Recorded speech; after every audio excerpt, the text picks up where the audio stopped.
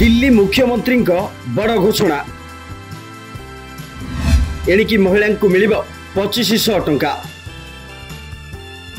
जानतु किपरि करिवे आवेदन।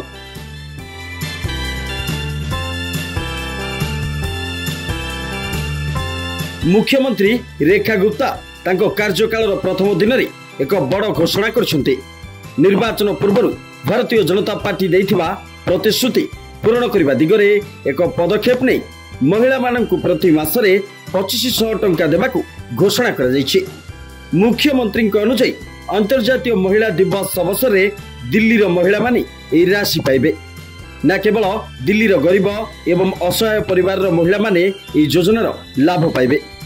भाजपार घोषणा पत्र रे स्पष्ट करा जायतिला जे योजना केवल आर्थिक दृष्टि दुर्बल महिला सशक्त करबा पई आरंभ करा जिवो। भाजपा तार निर्वाचन पूर्व इस्ताहार रे प्रतिश्रुति देइथिला जे सरकार गठन पर महिला समृद्धि योजना कार्यकारी करा जिवो। एही योजना अधीन रे योग्य महिला को प्रति मासरे 2500 टंकार आर्थिक सहायता दिया जिवो।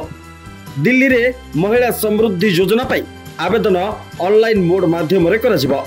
खूब शीघ्र इस संपर्क रे एक सरकारी विज्ञप्ति जारी करा जिवो, जहा पर पंजीकरण प्रक्रिया आरंभ हेबो। दिल्ली सरकार को अन्य योजना परी ई योजना पई पंजीकरण मध्य ई डिस्ट्रिक्ट पोर्टल रे करा जाय पारे।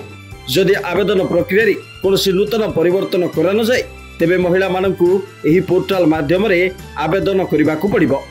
Report deadline Odisha.